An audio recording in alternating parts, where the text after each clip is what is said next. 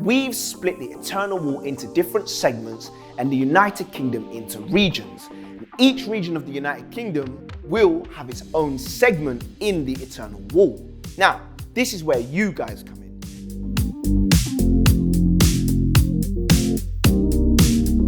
Hello and welcome. My name is Kwesi and this is another video for you. And boy, let me tell you, we have lots of exciting news. So don't click off this video. Last video, we did promise you that we would show you some behind the scenes footage of the access road being built, and do not lie, we did not disappoint. So here is some cheeky footage for you.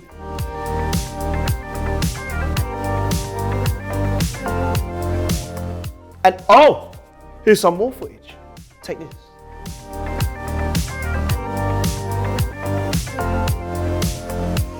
And of course, that's a small bit of what's been going on, but you're gonna have to come back next month for the real exciting developments. So make sure you check out that one next month. We've been talking about regional champions for a while now, but I'm sure some of you are thinking, what is a regional champion? And I'm sure some of you are also thinking, why do we even have regional champions? Well, let me tell you. The Bible tells a story of a man called Nehemiah who was given the task to rebuild the wall around Jerusalem. But he didn't build the wall by himself. No, he enlisted the help of some mighty men who each took their time and their turn to build a part of the wall near where they lived. And in doing so, working together, they all helped build the entire wall. Here at Eternal Wall, we want to follow the biblical example of Nehemiah. So we've split the eternal wall into different segments and the United Kingdom into regions. And each region of the United Kingdom will have its own segment in the eternal wall. Now, this is where you guys come in. You'll be gathering the stories of answered prayer from your areas where you live, and in turn championing the stories of answered prayer from your friends and family and all those that live in those regions to help effectively build the eternal wall in your area. So here is an example for you.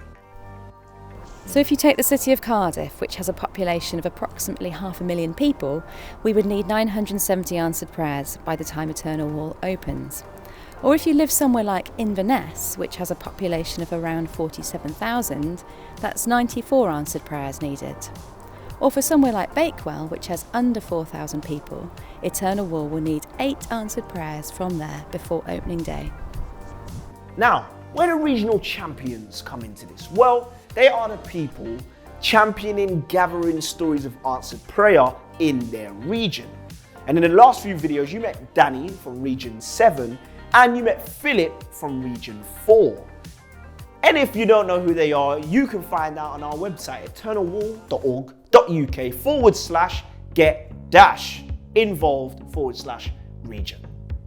We need many more regional champions and they cannot do it on their own. So if you feel like you could contribute either by supporting the work of a regional champion or by becoming a regional champion yourself, you can find out how to do so by visiting our website. And remember, you don't have to have special qualifications. We will provide the support, encouragement, and training.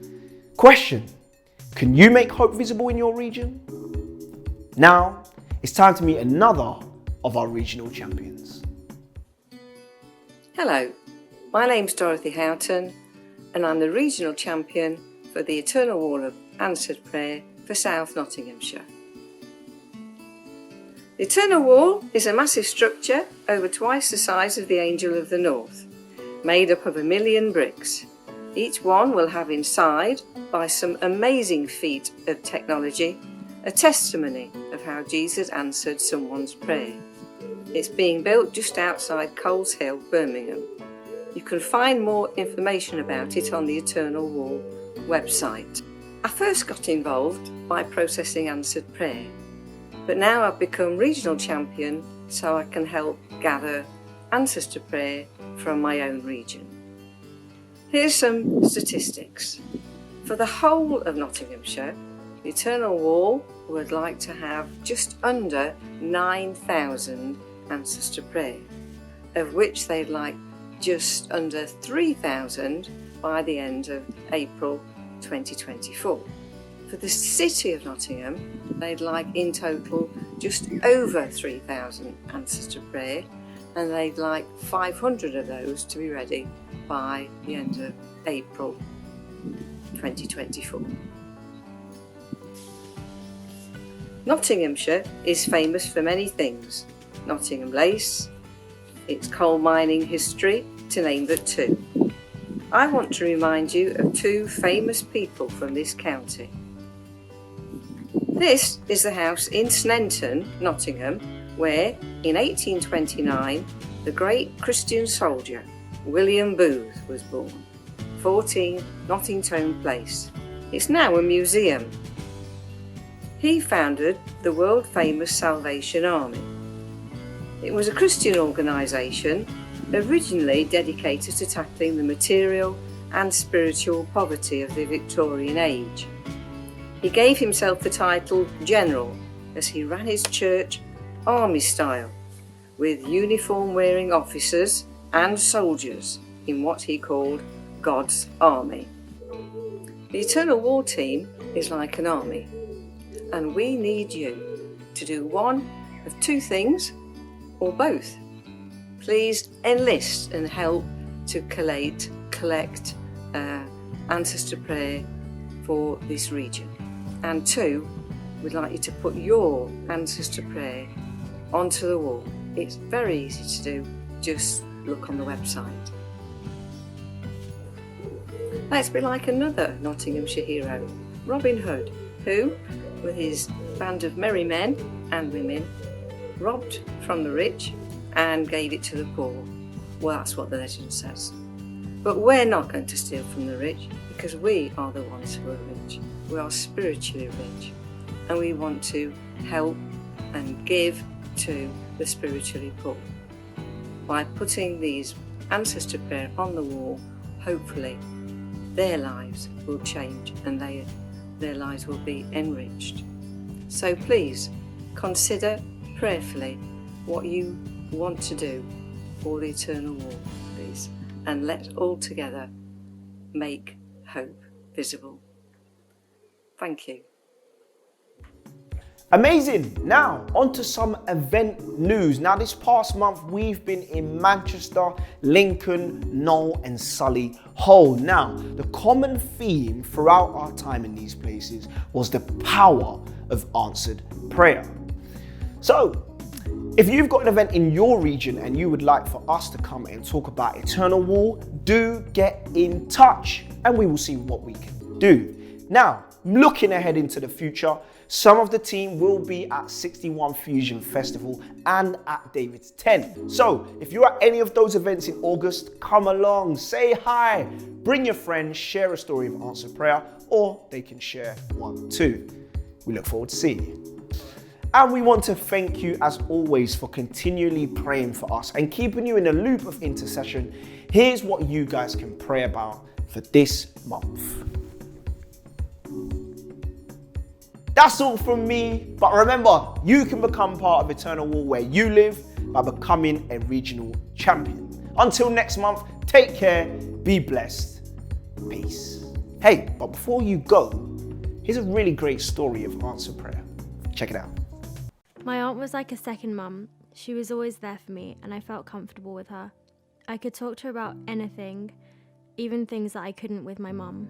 She was my security. She was the person who would stand up for me and make sure I was okay. And when I was 8, she passed away from cancer. I remember the day when she died. Everyone around me was really upset, but I couldn't cry. I couldn't show any emotion, so I kept all my pain inside. At the time, it made me feel empty, yet so overwhelmed.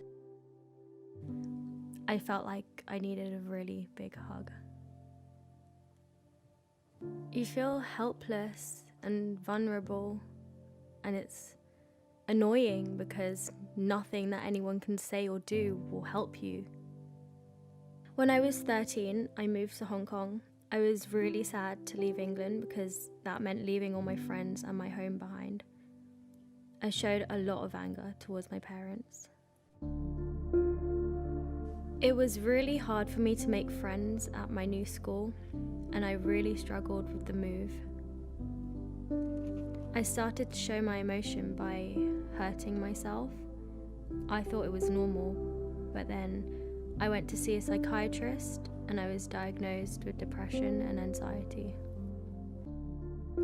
Throughout that time I was going to church, but I wasn't going for the right reasons. I remember being on holiday in the UK and I was invited to this Christian event for young people. I'd been there before, but this time was different. I really let myself loose with God and became vulnerable. I didn't want to live the way that I was living anymore, and I just really wanted to give things to God. My biggest fear was seeing my parents in pain over the things that I'd been doing to myself, and I just couldn't bear the thought of that. So I remember being prayed for that night and asking God if He's real to show me, and that's when I felt His embrace for the first time. It was like that hug that I had always wanted. I knew that this is when I needed to make more of an effort. I needed to read my Bible and really know His word in order to get through my depression. Since I've made the choice to follow Jesus, I've really got involved with church. I've made loads of friends and lead a weekly Bible study group at my house. I feel so much happier, like a weight has been lifted off my shoulders, knowing that God really values me and He wants the best for me.